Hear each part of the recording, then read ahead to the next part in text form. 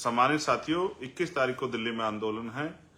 मुझे चिंता हुई, मेरे आज के लाइव का सबसे बड़ा कारण ये है कि जब मैंने देखा कि हमारे साथी पैदल, साइकिल से और छोटे छोटे साधनों से निकल पड़े हैं, मुझे इस बात का दुख हुआ कि उनको कितनी परेशानियों का सामना करना पड़ रहा है। बारिश आ रही है, गर्मी है, खाना कहाँ मिलेगा, पानी कहाँ नसीब होगा, इन सब की। और मेरे गुरु, मेरे रहबर मान्यवर काशीराम साहब को नमन करता हूं। गुरु इसलिए कि अगर उनकी ये बात मुझे मेरे जीवन में प्रेरणा के तौर पे नहीं आती कि मुर्दा लोग मिशन नहीं चलाते और जिंदा लोग रुकने ना देते, तो आज शायद चंद्रशेखर को आप जान नहीं पाते, और शायद उनके जीवन संघर्ष को मैं नहीं पढ़ता तो आज मेरे अंदर इस हालातों में भी ऐसी ताकत नहीं होती इस अन्याय के खिलाफ लड़ने की। हमें महापुरुषों के मिशन को आगे बढ़ाना है। जब ये मिशन महापुरुषों का है तो हमें रास्ता भी महापुरुषों का इख्तियार करना पड़ेगा। अपने दुश्मन के सहारे के बिना, अपने समाज के सहारे के साथ आगे बढ़ना है, जिससे कि कभी हमें दुश्मन के किसी इशारे पे काम ना करना पड़े। और मेरा जीवन आपके सामने है। मेरा हमेशा प्रयास रहा, हमारे जो नेता लोग हैं, हमारे जो नेतृत्व हैं, हमारी राष्ट्रीय कोर कमेटी के मेंबर, हमारी राष्ट्रीय कमेटी के मेंबर, हमारे भीम आर्मी की हमारी लीडरशिप, राष्ट्रीय अध्यक्ष जी, राष्ट्रीय महासचिव साहब, उपाध्यक्ष साहब, तमाम सीनियर साथी, हमारे सभी स्टेटों के प्रदेश अध्यक्ष, भीम आर्मी, भारतीय एकता मिशन के, आजाद समाज पार्टी के, मिशन 78 के, लीगल सेल के,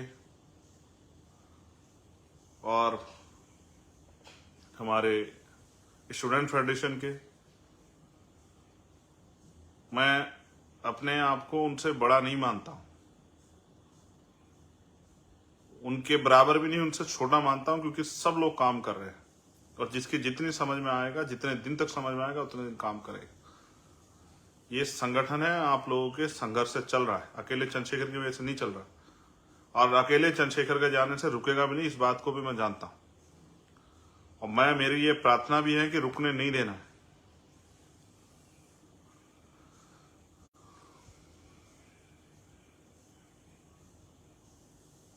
मैंने जो पिछले 2 दिन में कुछ शायरियां पोस्ट की, वो इसलिए पोस्ट की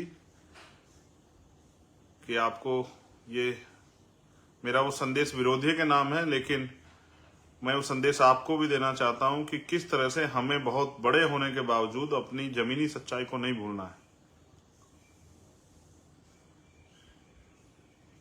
ये मैं अपने सभी नेताओं को संदेश के तौर पर कहना चाहता हूं, एक एक कार्यकर्ता साथी को, जिनकी वजह से हमारा वजूद है, जिनकी वजह से आज हमें पूछा जाता है, जिनकी वजह से आज हम ये इतने बड़े संघर्ष के आंदोलन की तरफ बढ़ रहे हैं। और हम चाहते हैं माननीय काशीराम साहब और बाबा साहब अम्बेडकर का जो अधूरा सपना है, सामाजिक परिवर्तन, आर्थिक मुक्ति का, वो पूरा हो।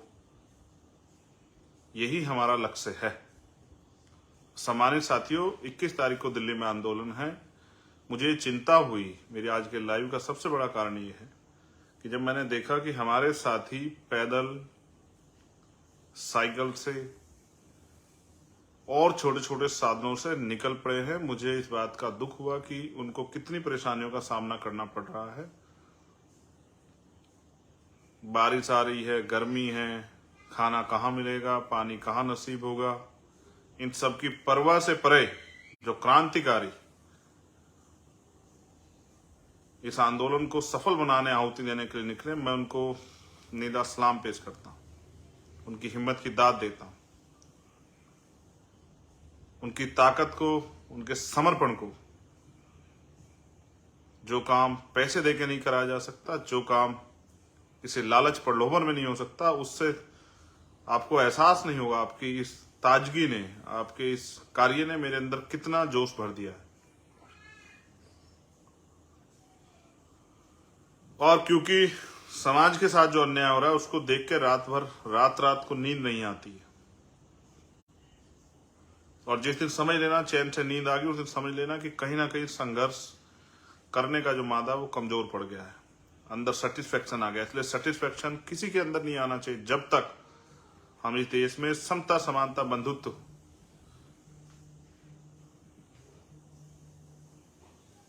और स्वाभिमान सम्मान का जीवन इस देश के वंचित वर्गों को ना दे पाए। मेरा पूरा परिवार ही ये बहुजन समाज है।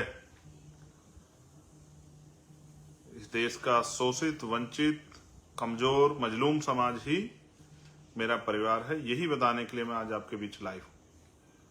जिन्होंने मेरा मान सम्मान, हौसला और जिन्होंने मेरी ताकत को पुनः, इसी तरह के हालात तब हुए थे जब 2017 में निर्दोष होते हुए इतने सारे मुकदमे हमारे साथियों पर लगा दिए गए और मैं फरारी में चला गया। तब समाज ने एकजुट होकर और मेरे साथ खड़े होकर मेरा हौसला बढ़ा के मुझे एहसास कराया था कि चंद्रशेखर तू अकेला नहीं, ईमानदार से लड़ाई लड़, हम तेरे साथ। उसी हौसले ने मुझे इस पूरे व्यवस्था से, जो ऊंच नीच पे आधारित व्यवस्था, उससे टकराने की हिम्मत दी। उन लोगों से टकराने की हिम्मत दी जिनके पास सरकारें हैं, जिनके पास तंत्र है, जिनके पास संरक्षण है, जिनके पास धन है, जिनके पास मीडिया है, जिनके पास माफिया है, जो चाहे तो हजारों लोगों के कत्लेआम करा दे। और जिन्होंने सदियों के इतिहास को आप पढ़ोगे तो जब जब अन्याय के खिलाफ आवाज उठी उन्होंने कत्लेआम कराए। आज मैं निकला था, मुझे बताया गया कि भाई दिल्ली में पानी भरा हो। मैं देखने के लिए निकला था कहीं हमारे साथी हैं, कहीं परेशानी ना। तो उस तरह की स्थिति नहीं है। मैंने चेक की है, पानी की समस्या अब वहां नहीं है। और जहां प्रोटेस्ट पॉइंट है वहां तो है ही नहीं।